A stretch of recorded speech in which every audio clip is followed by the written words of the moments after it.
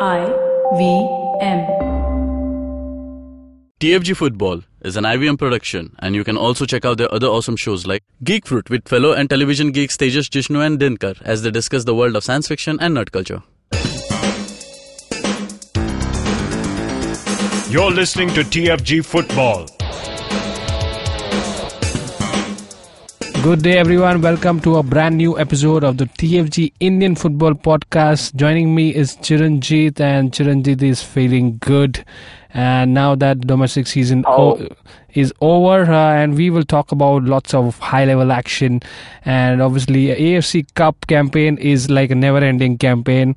But sadly, there is just one team that will go through from India. Unlucky that two Indian clubs are being put into the same group.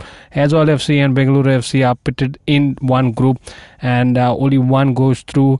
But the bad part is none of the teams are in good position to qualify, owing back to that loss against Oscar Bruzon's team, New Radiant, and Bengaluru FC suddenly find themselves chasing this group top leaders place, and they will be facing Aizawl FC, and we will talk about that game. Chiranjit, what do you think? Do you think there's going to be a better time when we have at least 3 or 4 Indian teams put in different groups, and there we see?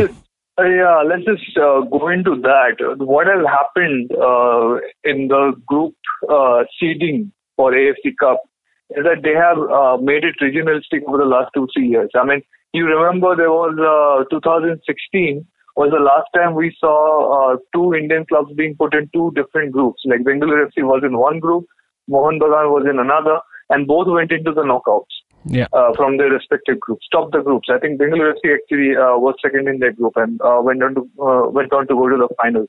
But what they have done is that they have made everything divided by regional. Like West Asia has its own division, which sends one team up to the final, and East Asia is kept separate.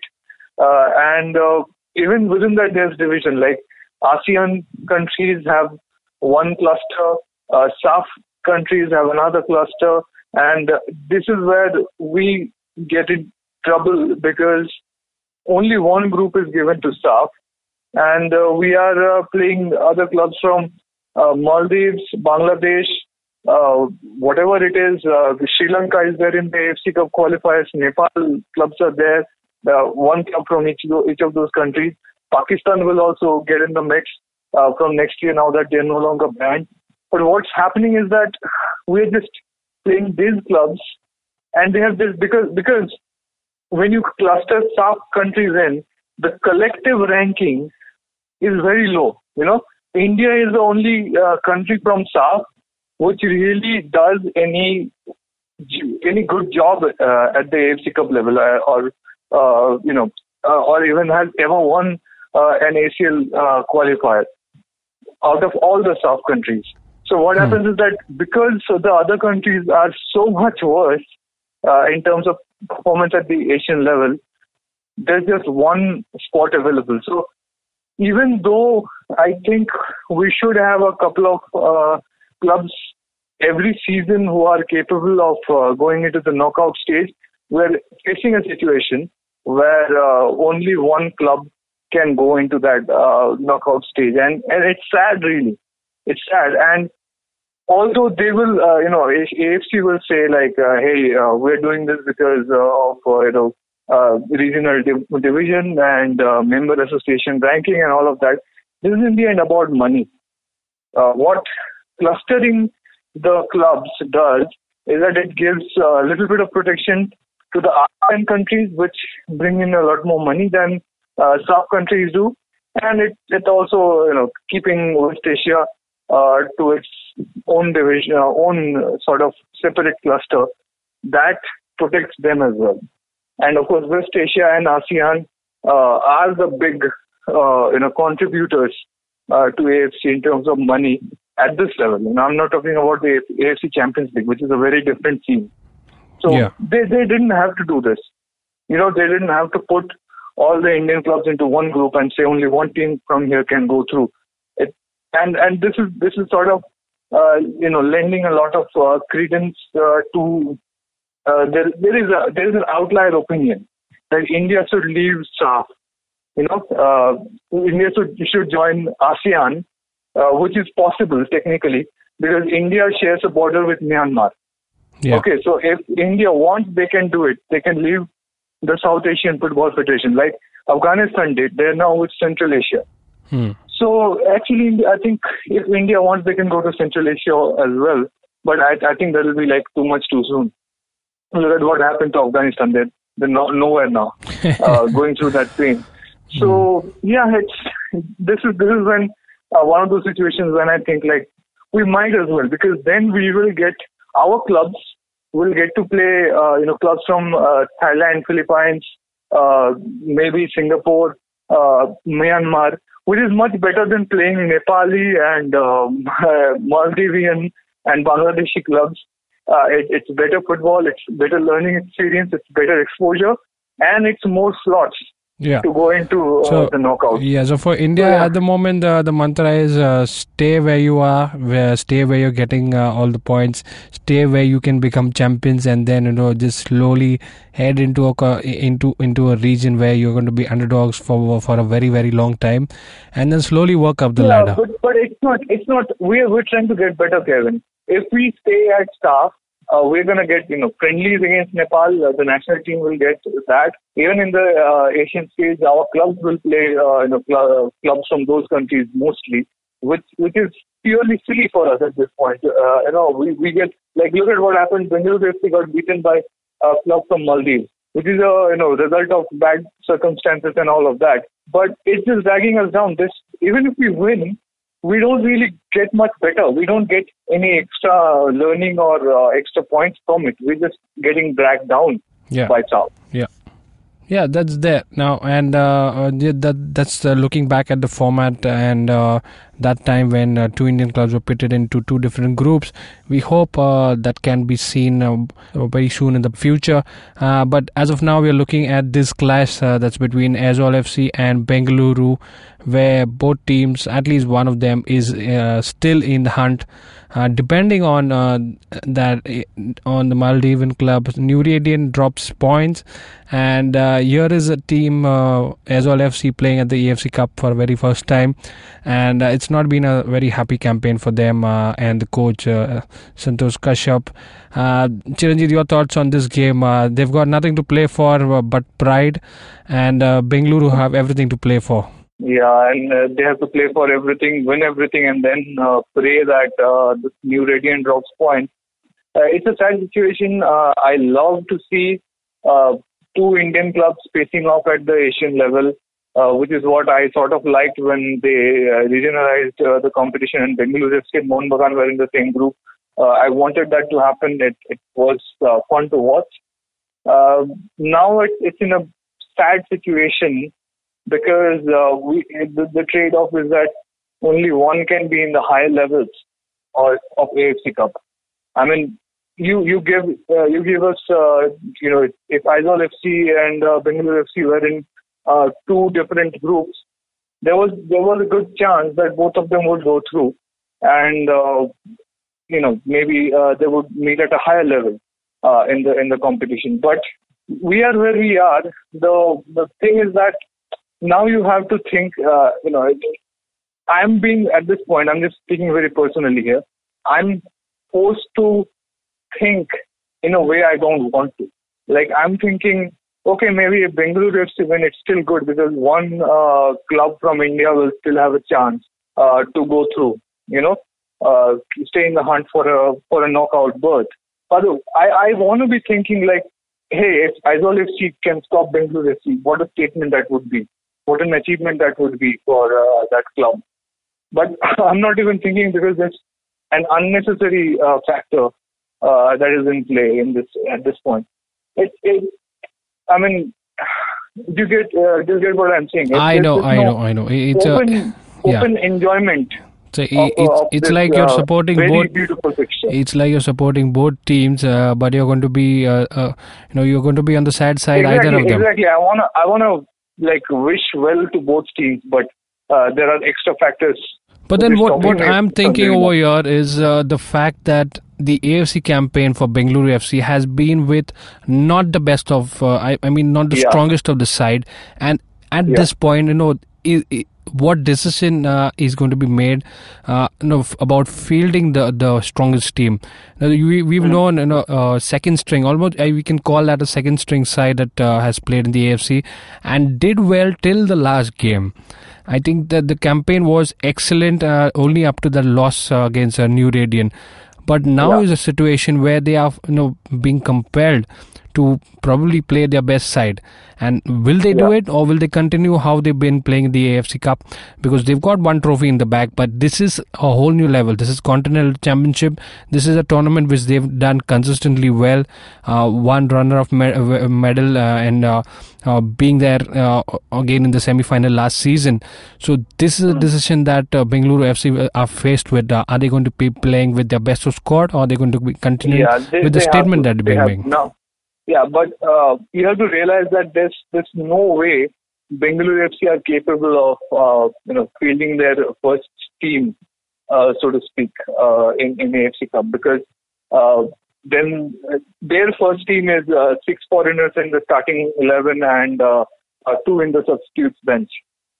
It's they can't play more than 4 of those foreigners in this. So they are in a situation where no matter what they do, there's going to be a lot of players, Indian players, who will be in the squad who have not had regular match experience during the season, haven't got to play much in ISL or even Super Cup. So it's a quandary for Bengaluru FC, it's a quandary for Aizawl FC as well, although they have actually released whichever players they did not need. The extra foreigners are gone. They only have 4 foreigners in the squad at the moment, just for AFC. But I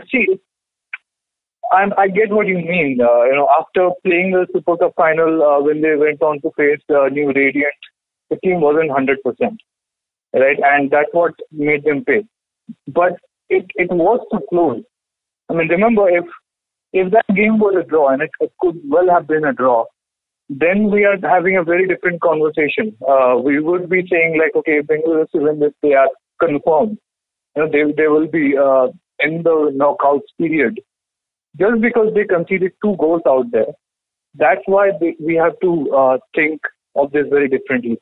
To be frank, Bengaluru FC have played only 1 game badly in their entire AFC Cup campaign so far. Yeah. And that's what has come back to bite them. So, there is no question that Albert Roca will take that lesson from that game, and we will not see any game in the AFC Cup campaign where he does any kind of compromise with who's going to play. He's going to put his best foot forward, his best players forward. Yeah. There's just no question about that. But just looking on the other side, I hope Aizawl FC are able to put a good fight. The result doesn't matter to them because it's just one team going through, and Aizawl FC are nowhere close to being in the hunt. So it's all pride for them. And on that note, we will take a break. And on the other side, we have some interesting topics from Kolkata. You know what is coming when we say Kolkata. All that on the other side of the break. Come back to us. So you know that thing that people say about Mother's Day? Every day should be Mother's Day. Well, personally, I think that every day should be Star Wars Day. Unfortunately, though, it isn't. But on May the 4th this year, Geek Fruit will be celebrating it with all you nerds out there. Come join us at Geek Fruit Cantina at the Habitat in Car, Bombay, where we'll be making a night out of everything Star Wars, including a screening of The Prequel Strike Back, a live edition of our world-famous podcast, don't quote me on that, and joining our crew will be a bunch of special guests you know probably from the Instagram and the YouTube thing. Merchandise, trivia, prizes, and everything else rebel scum like you could ask for. It's the Geek Fruit Cantina at the Habitat. May the 4th be with you. Alright guys, welcome back after the break, and as we said, interesting topics coming in from Kolkata. That means Mohun Bagan and East Bengal have to be involved. We are not talking about Mohammedan Sporting, we're not talking about ATK, although Chiranjit would love to talk about ATK. It's his third favorite. It's his third favorite team, we all know that. Yes, Chiranjit, so what's cooking up at the Maidan and what's happening at the East Bengal camp? Will you please give us some insights? We all know that Khalid Jamil is your second favorite coach, but he has not had a great treatment from East Bengal over the past month. If you take what I mean, he's reached the Super Cup final, was in title contention till the last day of the season and last hour of the season, practically, but. Well, he's been pushed out, and now East Bengal are doubling down on that decision. Khalid Jamil is out, obviously. Subhash Bhomik, the technical director, who was appointed to supervise Khalid Jamil during the Super Cup, he's going to be the technical director. He's going to stay as that, and East Bengal are giving him full powers. Like, there is a technical committee. That's there in East Bengal club. There's some officials in there, some former players in there who pick the team and sort of are there in an advisory capacity to guide the coach, especially at the start of the season. Khalid Jamil had some problems with it. When Subhash Bhomik was working with East Bengal in the past, he had some problems with it. Khalid Jamil, was unhappy, but the technical committee had the backing of the East Bengal club officials. This time, now that Subhash Bhomik is in charge, they have just obliterated it. They're giving full reins to Subhash Bhomik.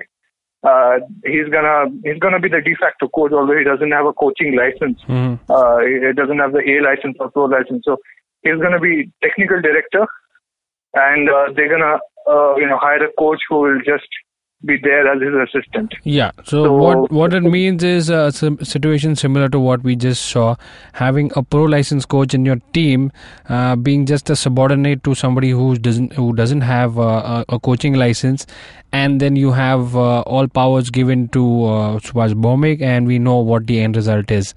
So you have one guy making all the decisions. Come on, man. Look, here's the deal. Subhash Bhomik, he's a very accomplished coach. Yeah, but what happens is when you assign somebody as an assistant or somebody as an advisor to the coach, that has to be respected, and that didn't go down well at the East Bengal camp. When you know a capable coach like Khalid Jamil is fit enough to get a team well ahead in a tournament, you don't want a second opinion to be coming in front of the players.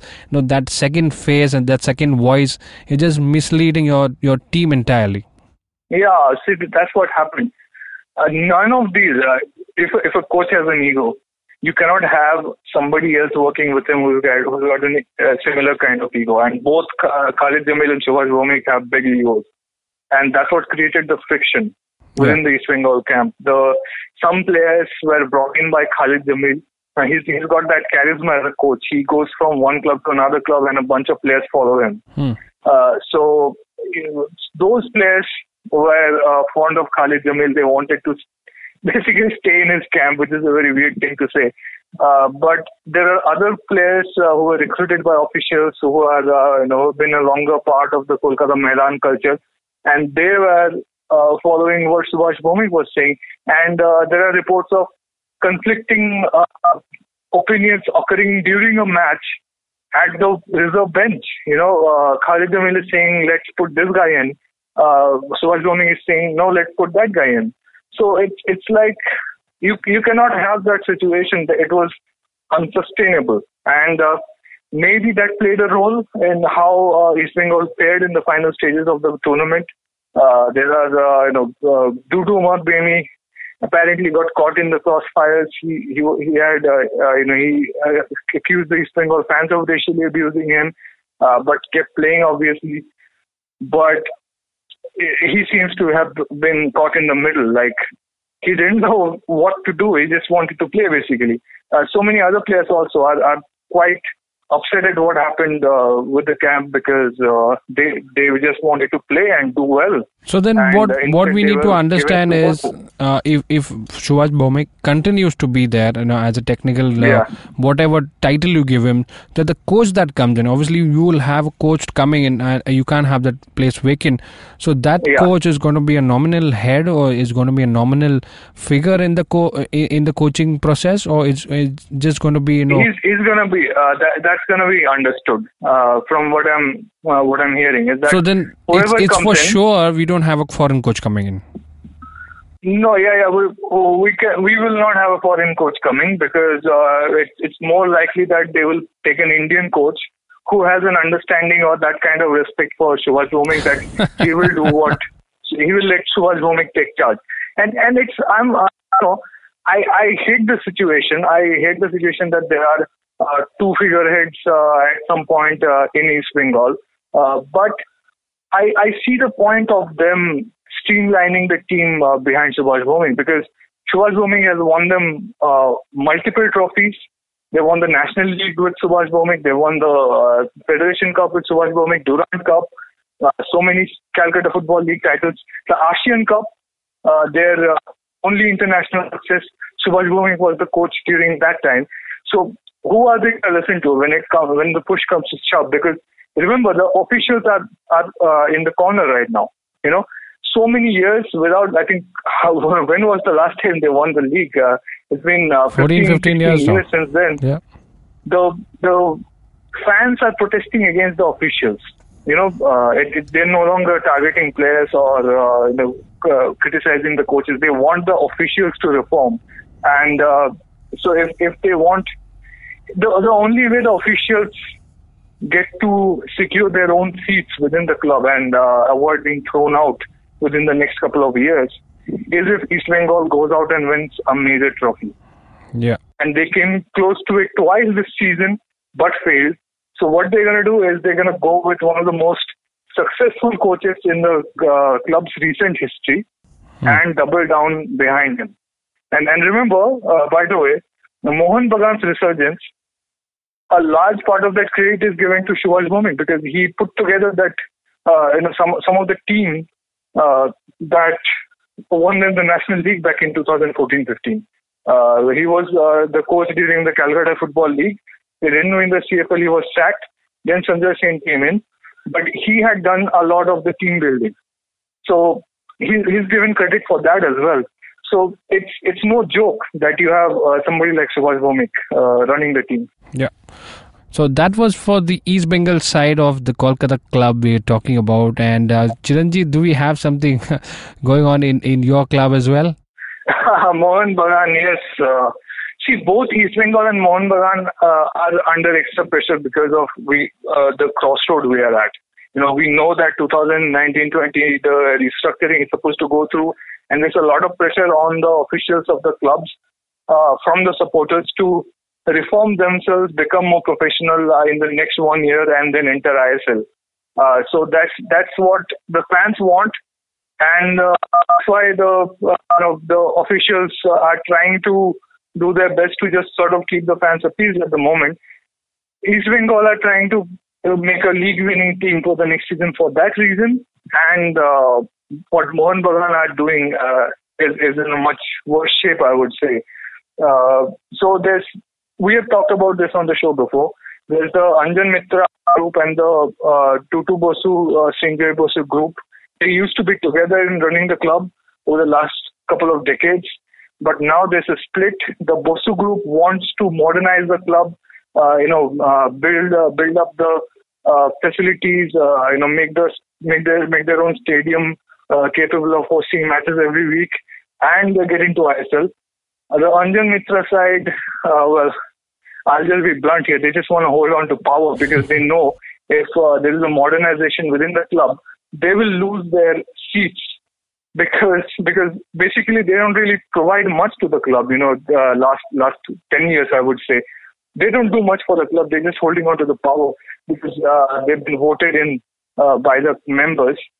The money is, the sponsors the funding, the most of the recruitment that's done by the Bosu side of the power coalition.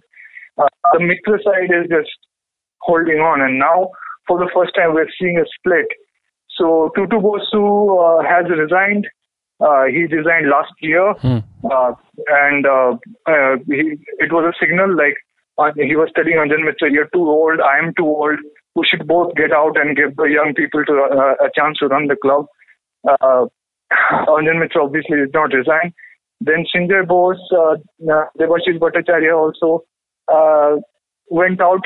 They have resigned, but apparently there's some mistakes in their resignation letter, so it's a grey area where it stands right now. There are members of the core committee, or the executive committee, pardon me, who are also resigning along with Bose and Bhattacharya. Okay. So any chances of Khalid Jamil being brought in? I don't know. I wouldn't be terribly surprised, but we are very far from that conversation. For Calcutta Football League, we know that Shankar Lal Bhattacharya is going to stay on, and frankly, Mohun Bagan were also in contention for winning the league till the last day. They reached the Super Cup semi-finals. It's not terrible what Shankar Lal Bhattacharya has done Shankar Lal Chattopadhyay has done on a very short notice. So there's a good chance that he will get to stay on. Yeah. I don't know, man. It just seems like right now the officials are squabbling because the Bose side has stepped out. There's a big question mark over who's gonna bring in the funding and all of that. So what is happening is that in middle of July there's gonna be an election, club election held at Mohun Bagan, and basically no pressure. Just the club's future depends on it. If the Mitra side wins, well, that's a huge question mark on how Mohun Bagan will behave over the next 4-5 years. There's a question mark over whether they will go along with the restructuring, whether they will modernize, whether they will change. If the Bosu group wins, well, you can say Mohun Bagan is saved. All right. Of course, there's not a chance that Mohun Bagan will, go Mumbai FC route or something. It's going to stay strong wherever it is. But you have to understand, Mohun Bagan needs to change. Like East Bengal also needs to change.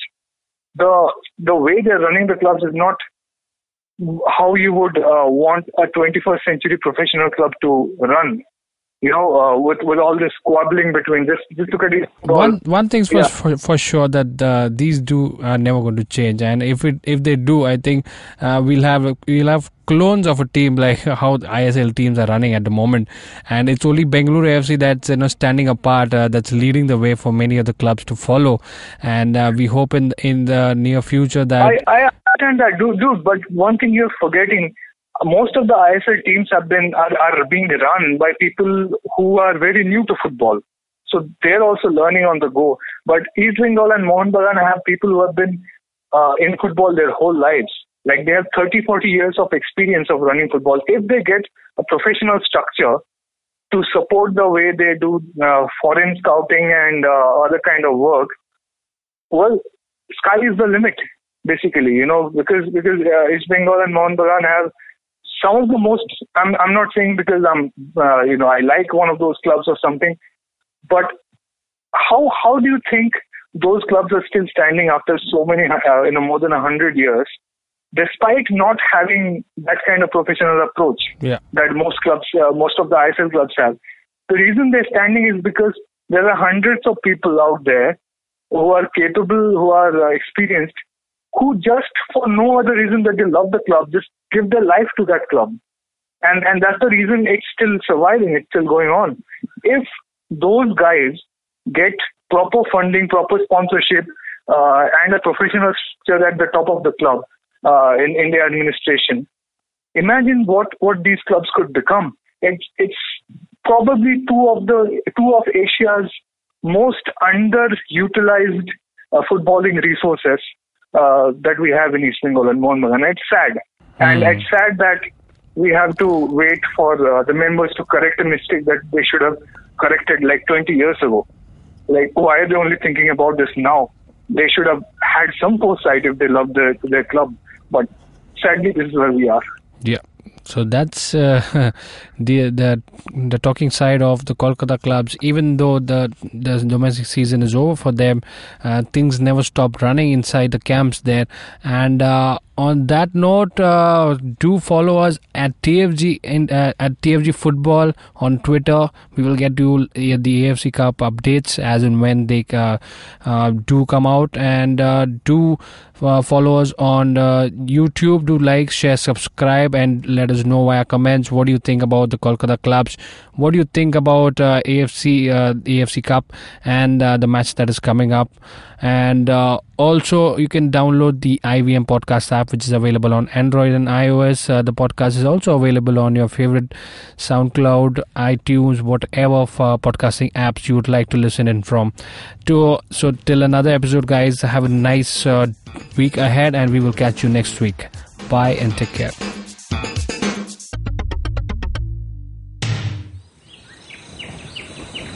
As you can see, we have a podcast listener in his natural habitat. Millions of years of evolution have led him to this point. He's on his way to work, and listening to podcasts makes his miserable day better. He will now head to work and use all his knowledge to communicate with other colleagues and possibly future mates. You can find more of his species on ivmpodcasts.com, your one-stop destination where you can check out all the coolest Indian podcasts. Happy listening.